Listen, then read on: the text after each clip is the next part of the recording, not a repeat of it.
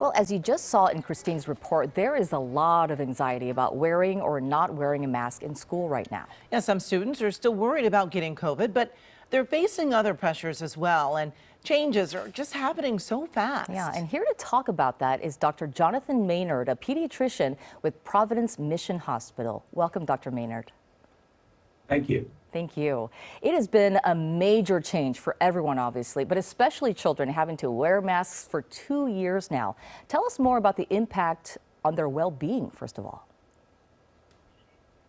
Well, certainly there are downsides to wearing masks. It had been difficult for schools to get kids to wear them, and you can't see a person smile.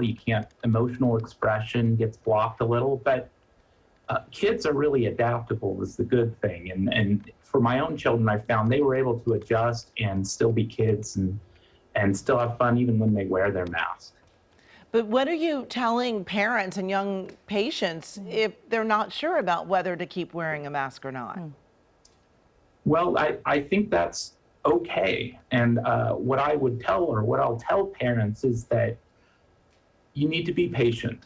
Forcing a child who's anxious to do something, take on the mask, may backfire and have the opposite response and make them more anxious, make them want to wear that mask more.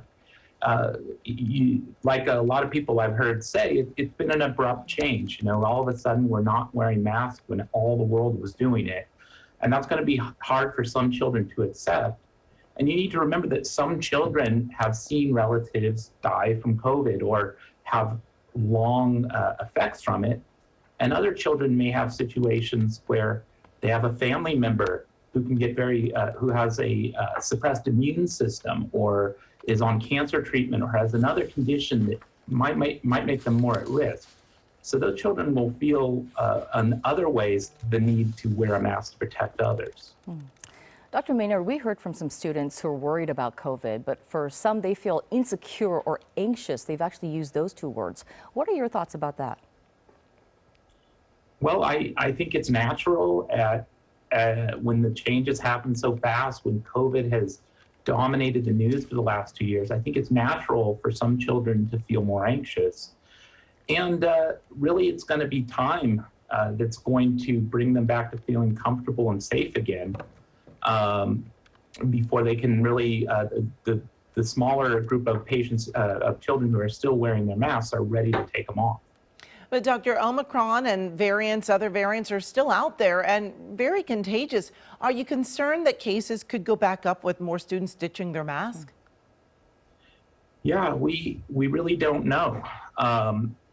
That's very true. Other strains have started to show up in other countries around the world.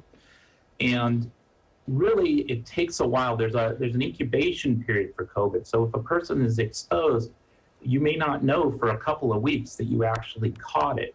And so we will probably see a couple of weeks after the mask mandate ended, we'll have to see whether we get a rise in COVID cases or not, and how significant that rise is.